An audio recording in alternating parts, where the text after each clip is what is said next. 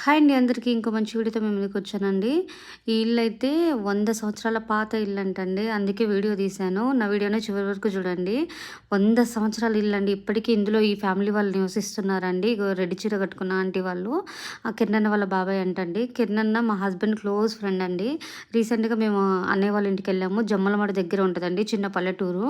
ఇంగా కిరణన్న వాళ్ళ డ్యాడీ వాళ్ళ తాతల కానుంచి మేము ఇక్కడే ఉండేవాళ్ళము అని ఎక్స్‌ప్లెయిన్ చేస్తున్నాడనమాట.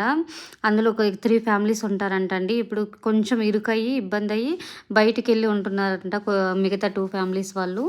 చూసారు గదండీ! వాళ్ళ తాతల కానించి గూడా ఈ దిమ్మలు చూసారండి? కొంచెం కూడా తుప్పు పట్టకుండా ఎంత బావున్నాయో! అప్పటినుంచి ఇప్పటి వరకు చెక్కు చెదరలేదండి.